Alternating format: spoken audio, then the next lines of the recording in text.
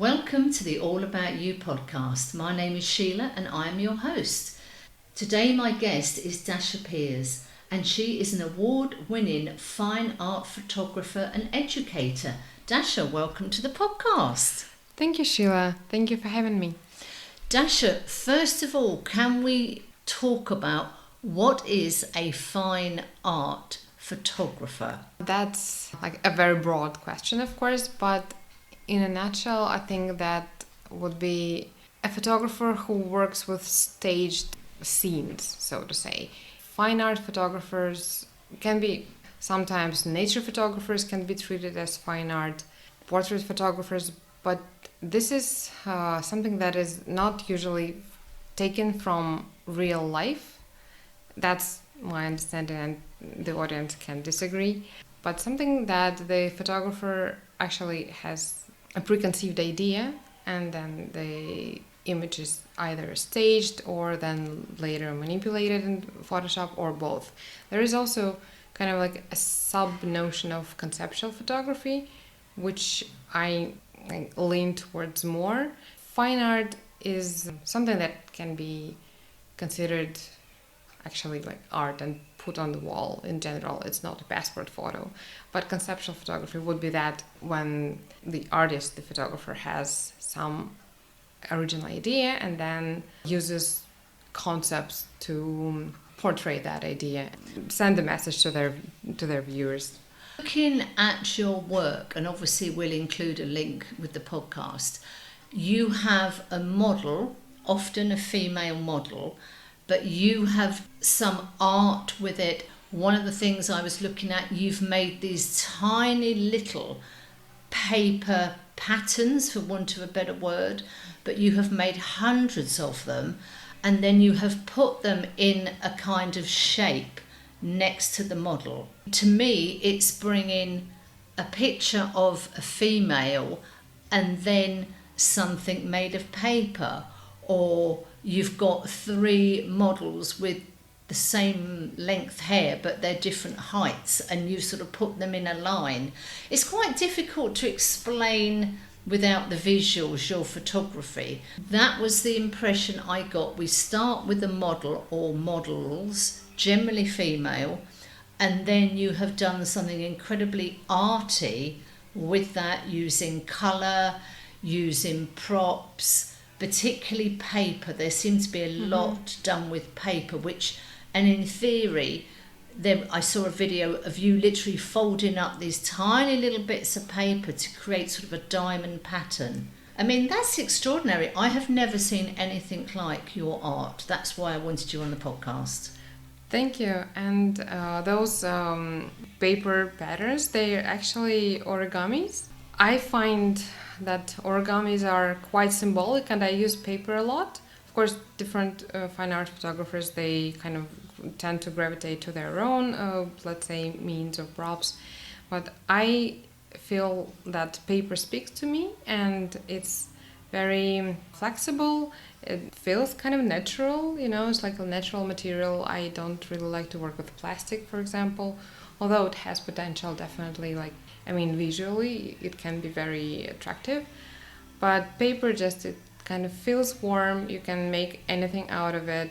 You can, let's say, fold little creatures like butterflies or birds, which in their turn have a symbolic meaning to them always. For example, when you hear a word bird or you see a bird, what comes up in your mind? What ideas, like concepts? For me, it reminds me of my grandmother. Interesting. Yeah, when I sort of see like a bird, yeah. Yeah, for some people that could be something very positive, like, let's say, hope or freedom or something. Like the dove is usually a symbol of peace, and for others it can be something that is more related to Alfred Hitchcock's movie The Birds. Yes, that is like true. A horror thing. So I love putting those kind of props which always add additional kind of connotations to them, and this is how I can sort of play with the viewer's mind as well. It's going to be interesting not only for me, but for them to see their own story in my work. And I think that's the most beautiful part of the art that I'm making. Dasha, can we just rewind a bit? So Sure. when you were a child, were you always drawing, painting? Yes, actually, I was very much into drawing, and I was into creating my own worlds. I used to draw like little characters. There usually were something like elves or fairies or things like that, and they usually lived like in communities, and I made up the whole world where they lived, and that was fascinating for me. I used to do that, and that I even went to like an art school for teenagers at that age. But that school, it gave me like a base of art education, and I actually graduated with like a certificate that allowed me to teach art to kids. However, it kind of completely destroyed my inspiration and motivation to actually go into painting, like fine art. And I thought that I never had any imagination whatsoever. So it's interesting how it... When you sort of finished your full-time education, what was going to be your plan then? Well, that was kind of a side thing, because that art school was for 4 years, and it wasn't considered to be like an actual profession. It's like, okay, it's like a hobby, and my family, let's say, never took it seriously. Of course, like, oh yes, she's a girl, she likes to draw, let's arrange some art school. But then, of course, it's not a real profession. How can you survive like that? And little by little, I just kind of gave that up, gravitated towards a more stable marketing career, and I didn't have any plan for art in my life when I was graduating. So I had a job in an IT company as a marketing manager, and yeah. So art was really put on the back burner then, and not thought of as a career. And yeah, and I didn't even dedicate any time, I think, to any artistic things. Yeah, I was kind of like, okay, that's for kids. What brought about the change then to take you to where you are today? Yeah, that was, first of all, my move from my hometown.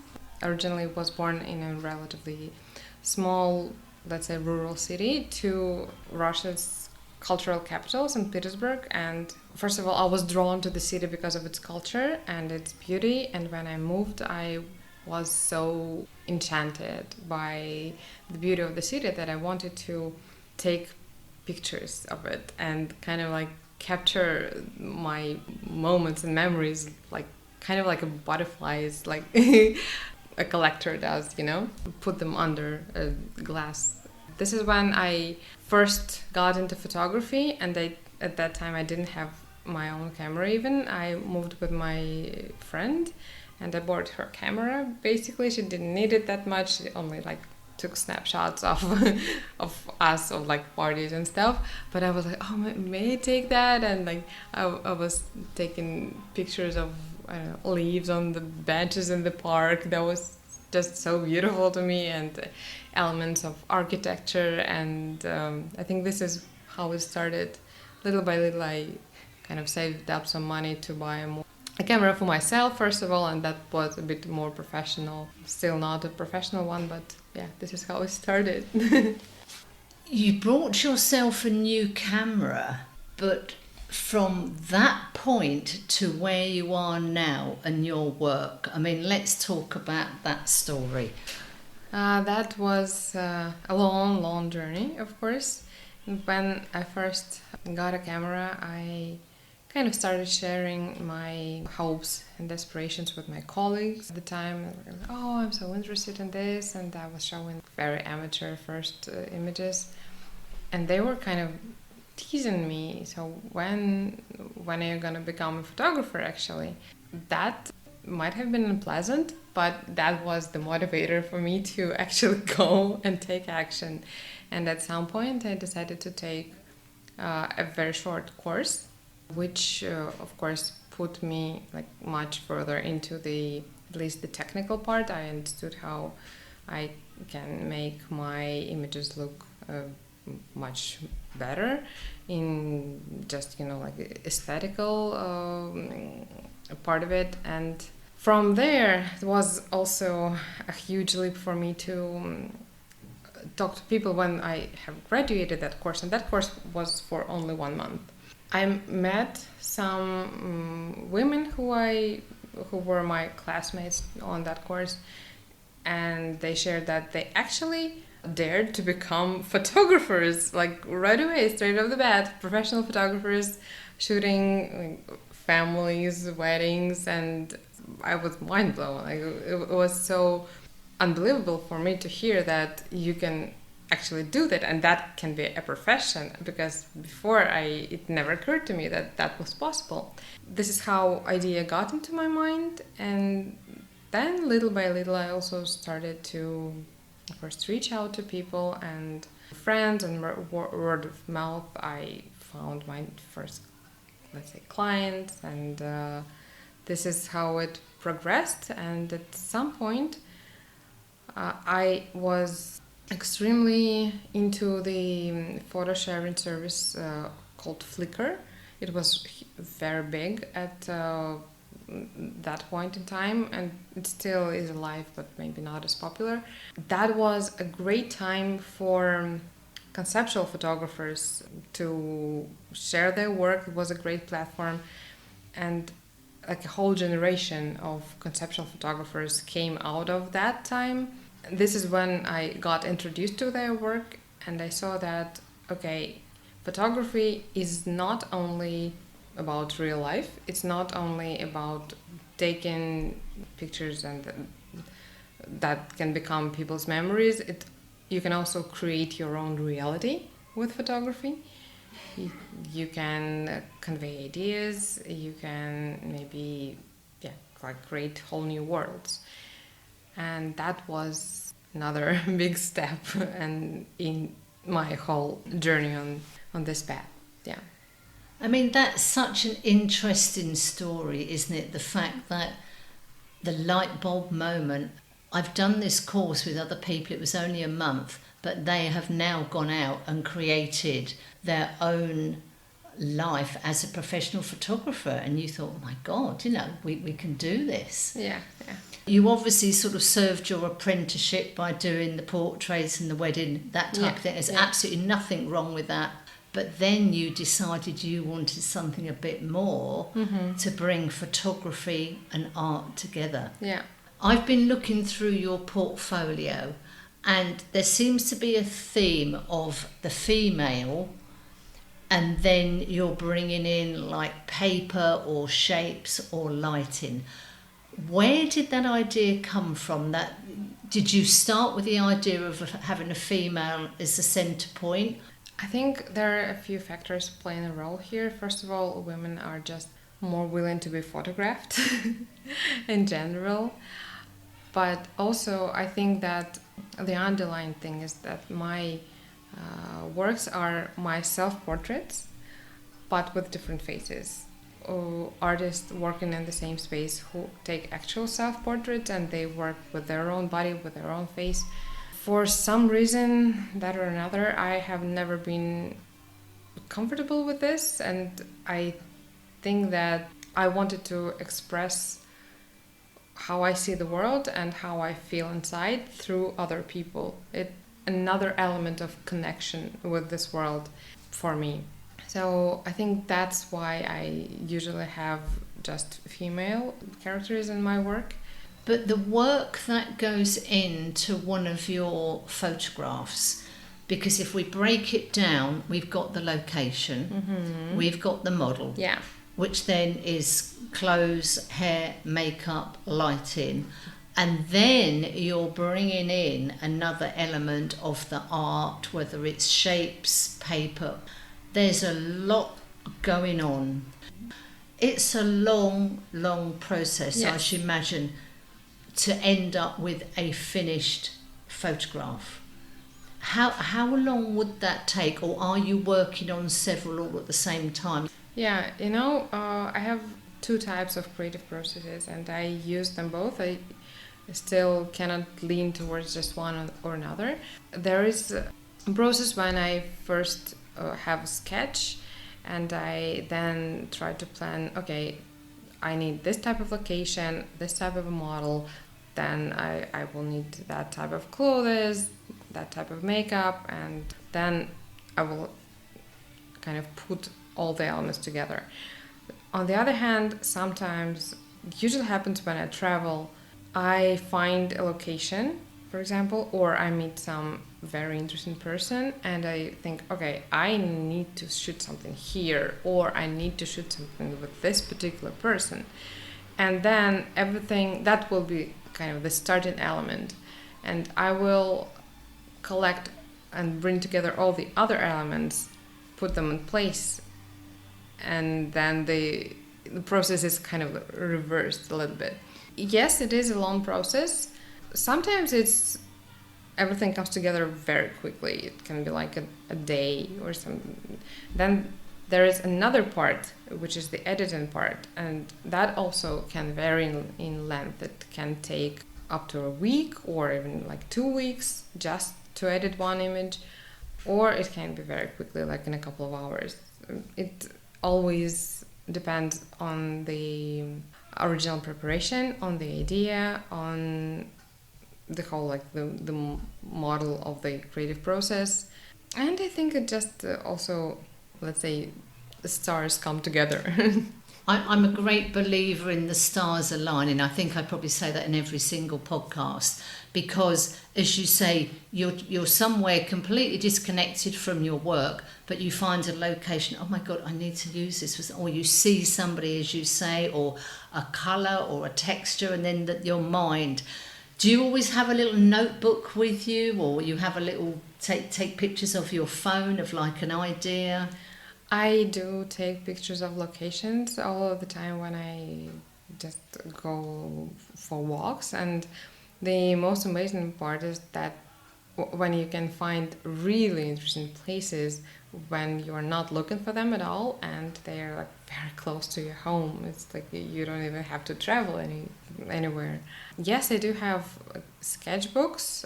I don't take them with me that often because the ideas, they come when I, let's say, fall asleep or just about to fall asleep. Like, oh, then this is feeling, if I go down now, wake up now and to draw this probably will go, my sleep will go away. So luckily, I usually tend to wake up remembering. I do that, and I also like to collect sketches that I sometimes draw on a napkin or somewhere else in one like big scrapbook, let's say, and I have that for the future. It doesn't mean that I will shoot that immediately. Sometimes it does, but sometimes I just need to remember the idea, and if I keep going back to this idea, then it probably should be brought to life. So Dasha, you have won awards for your work. You have done many, many exhibitions. Can we talk about how you put together an exhibition of your work? Do you approach a gallery? Do they come to you? How does that work? That works in both cases, and sometimes I exhibit my work as part of, let's say, a competition that I won, and there's a group exhibition of the winners, and in other times me and the gallery decide to work together on a show, and this is how it comes together. For example, the recent big solo show that I had in San Francisco was a product of our collaboration with the gallery, and in that case, gallery was kind of driving the selection of works, because I think in that particular case, it's also important to give the galleries the opportunity to choose the pieces that they want to present to their audience, because they know and they have the connection with the audience much better than I do. But yeah, it can be organized in different ways, and I enjoy all of them. You did an exhibition in San Francisco. Where were you in the world when you were doing that? Because presumably you had to take all your work with you. Where did you come from? I shipped the pieces from Finland. They were put on the walls in San Francisco, so I traveled for the opening of the exhibition. And it's always a very special moment to be actually present at the show, which I don't always have the possibility to interact with people and see how they interact with real work, because it's still very different from what they see on the screen. It is a real life experience, and I don't want to downgrade the experience that people have when they see it on Instagram, let's say, because I'm grateful for social media. That gave me just a chance to bring my work, to show my work to like millions of people, basically. It's just another layer of connection when people get to see the work in person, and also when I get to see that their experience. So that's just beautiful. Can you cast your mind back to the time you sold your very first piece? What was that like, and what was the first piece you sold? All right, the first piece was the piece that I call Fiction. That piece was actually very special to me because it was one of the first, let's say, fantasy-themed works that I have ever created. And that was sold during my solo show, my first solo show in Finland, to a person who just randomly walked in, and he just connected with the piece and he said, okay, I want to get that one. And it was just incredible for me because before that I was still trying to, let's say, make peace with the thought that, oh my God, I'm having an exhibition.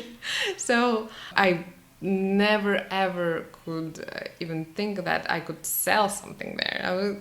I should have put a price. I was surprised. Like, okay, I'm buying this. How much does it cost? And I was completely unprepared. Wow, to that's that. amazing. Yes, and I was just trying not to jump over the roof. Of course. It was incredible. And where was that first piece? Where in the world is that hanging on the wall now? It's in Helsinki now, and in this private collection of a notable collector in Finland, and I'm very pleased that it happened. So this is a bit of a random question, but in your house, have you got your own art on the walls? Yes. However, for me, it's a bit different because I do have a lot of works in general, and for me it's always hard to decide which one I should give it a chance and bring it to life and put it on the wall. But the one exact piece that I have now is from my new project, which I call We Homes, and an object, it's actually like a hand warmer, which is turned into a house. And I know it sounds crazy, but when you see it, it will all make sense. It has 3 doors, a window, and it looks very cute and fluffy, and that's the name of the piece. It's called Fluffy.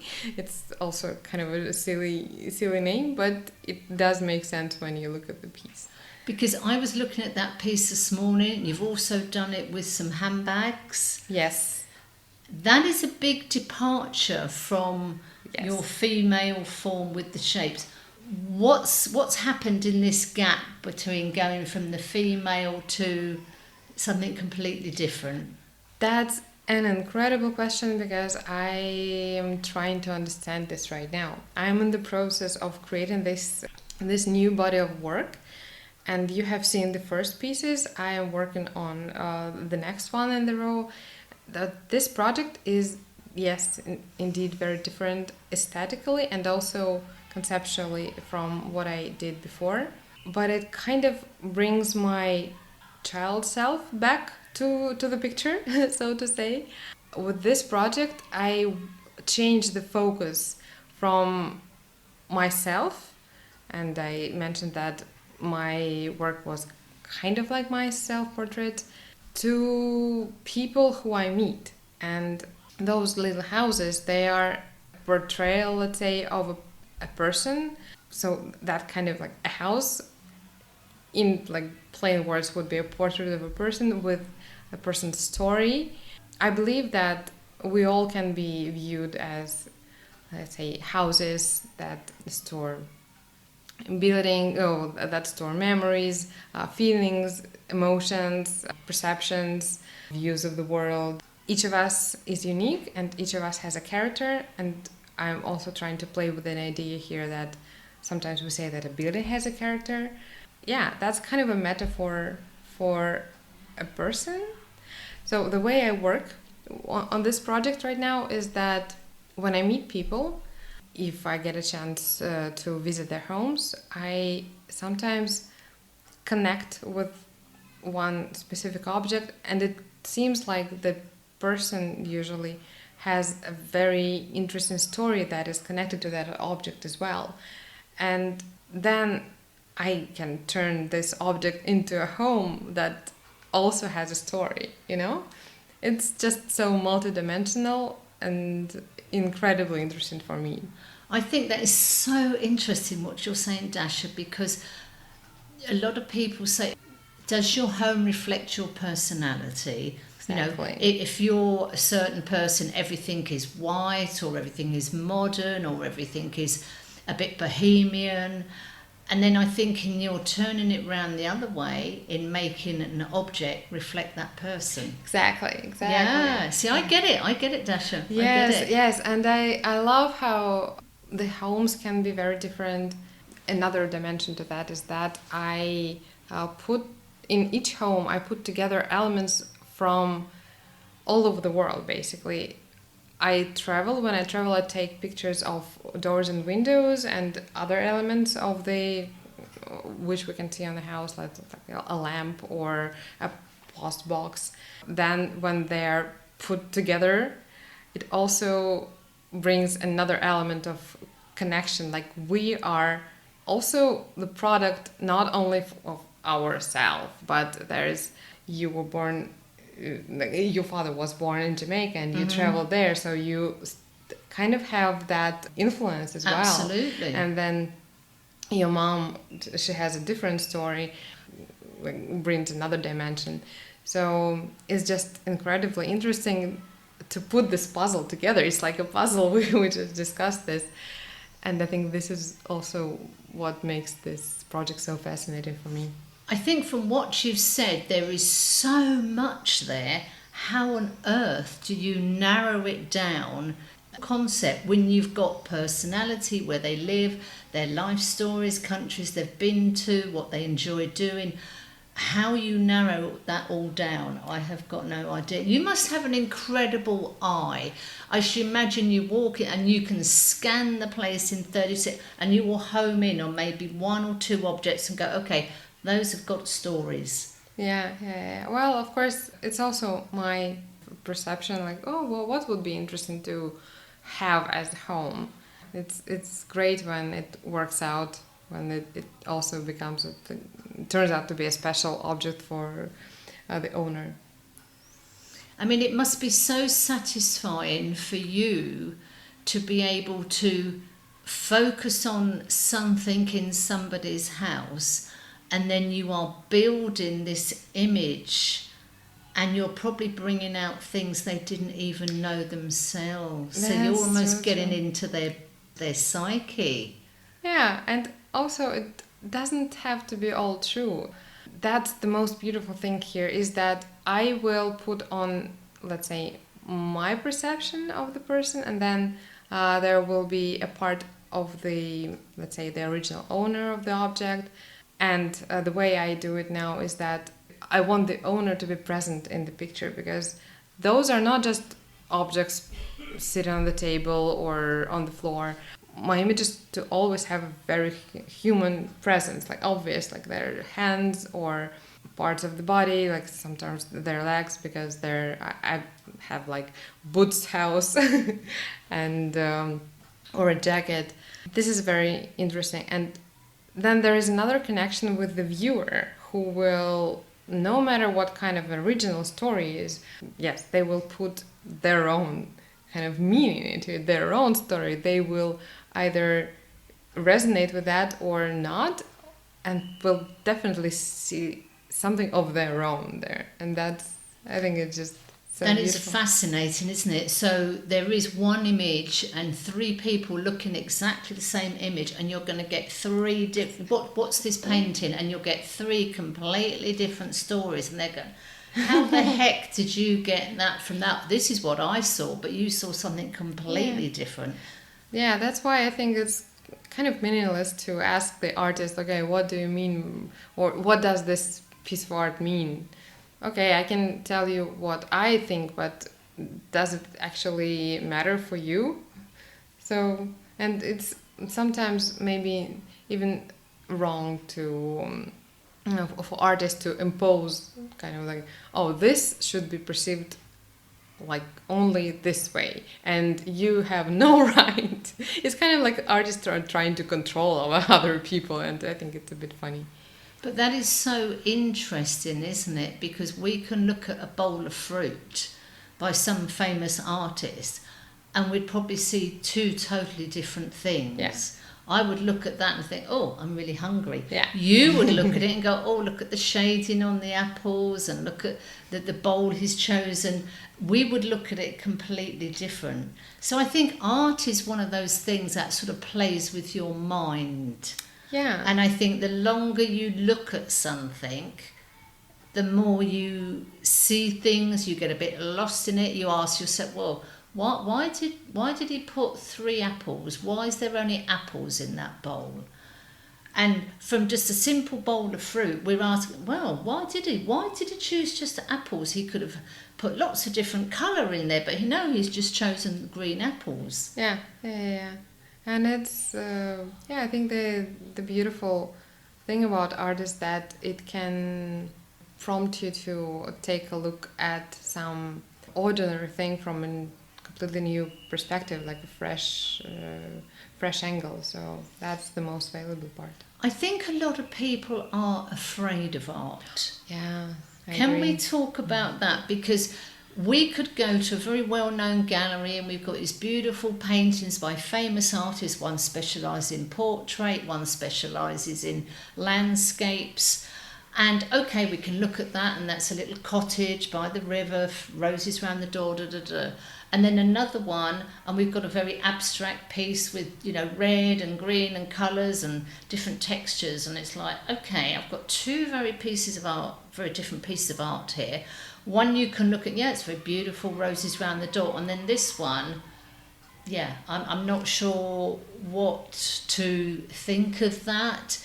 Let's talk about people being afraid of art. And I think that happens because people, there are, let's say, gatekeepers, those who choose the pieces to be exhibited in galleries or museums.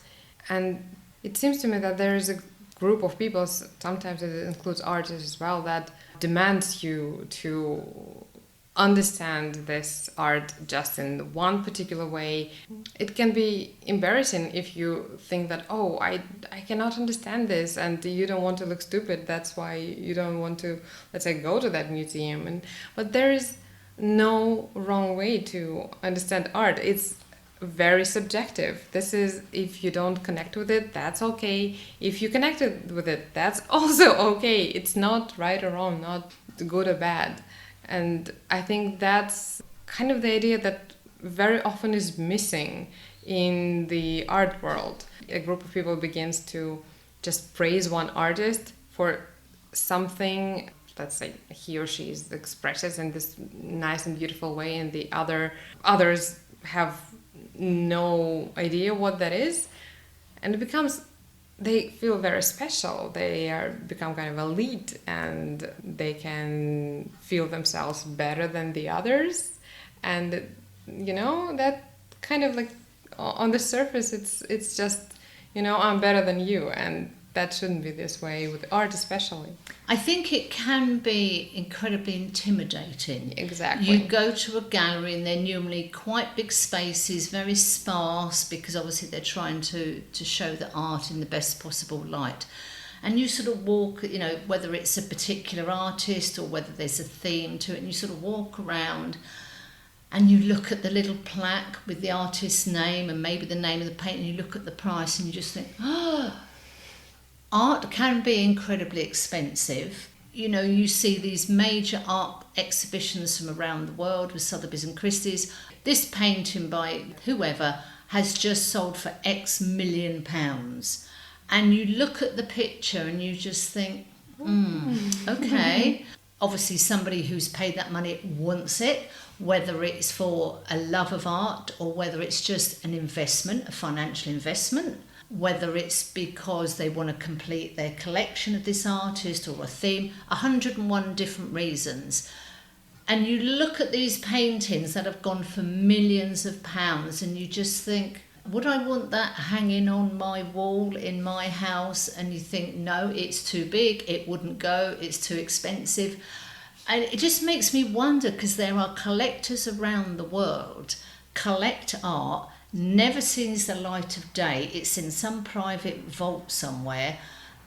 And I guess that is just so they can say, I have got X, Y, Z in my collection. I'm not going to have it hanging on the wall, something might happen to it. Or occasionally they'll do a private showing. Art can come across as incredibly elitist. Exactly, yes. A lot of people are frightened of that.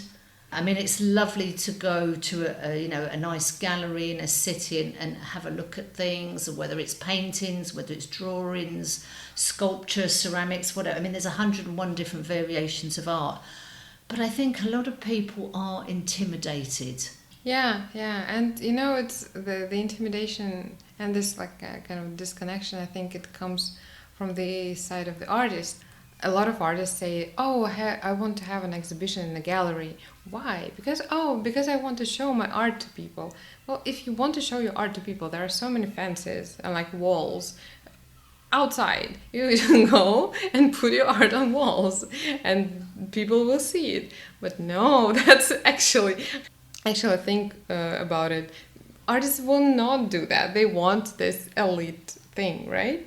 I think also discussions, and maybe not even discussions, but battles within the artist community. Let's say Banksy, he does put art on the wall, just goes and does that. And he also sells for millions of dollars and pounds. He kind of plays that he's against this monetizing, but still I think he uses that.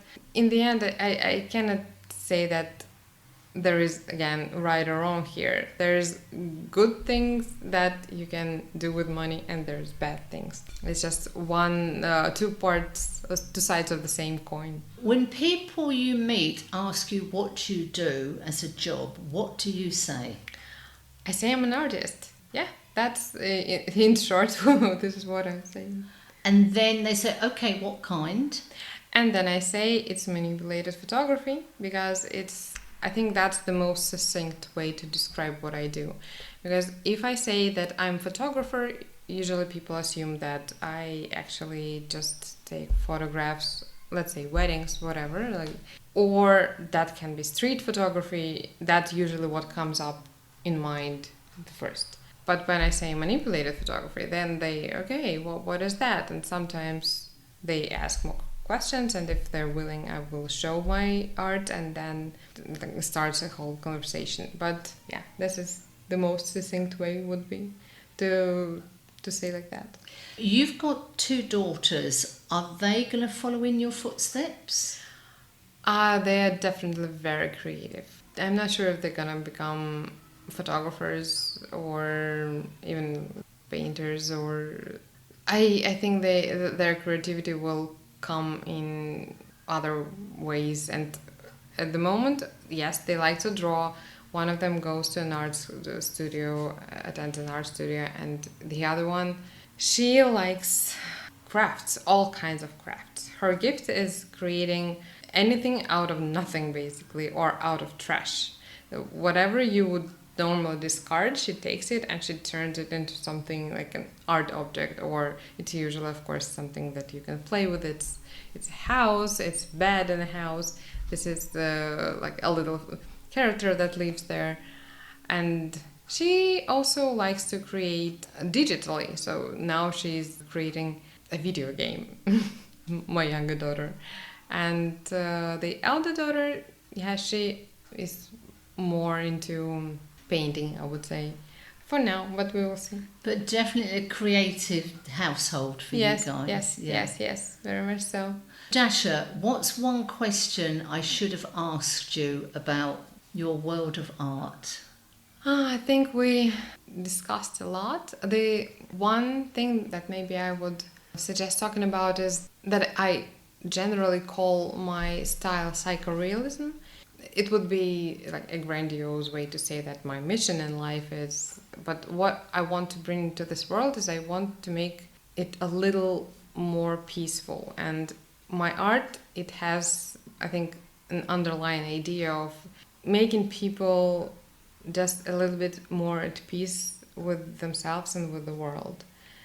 And for making peace with ourselves, we need to maybe accept some parts of us which we don't like. Some unpleasant emotions, some, I don't know, the darker sides of us. And with my art, I try to create kind of a safe space for people to reflect on that.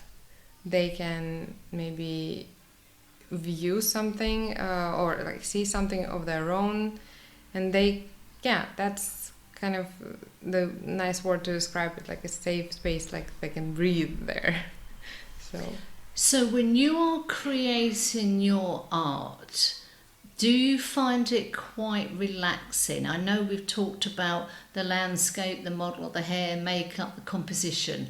Do you find that quite relaxing, or is it, okay, we've got the studio booked for 8 hours, I've got to get 4 different things done? Is it a bit crazy, or? That part is a bit crazy, but when I sit down and edit the piece, that's when I can put all of my, let's say, meditative energy for it to be then later kind of translated or just transferred through the art into the world. I used to also listen to podcasts or some educational videos or lectures, but then I realized that actually, or I used to listen to audiobooks, and if I have some disturbing emotion, then probably it will kind of not translate well in the piece. So now I just turn on the music without words and just concentrate, and it becomes quite a relaxing process as well for me. Dasha, this has been such an interesting conversation. We're going to put links to your Instagram and your webpage and everything. Dasha, thank you so much for taking us into the world of your work. Thank you so much, Sheila. Thank you for the interesting questions. It was a pleasure. I hope you enjoyed the conversation. Please subscribe for future episodes. It is free. And if you have a story to tell, please contact me on allaboutyoupodcast@yahoo.com and let's tell your story.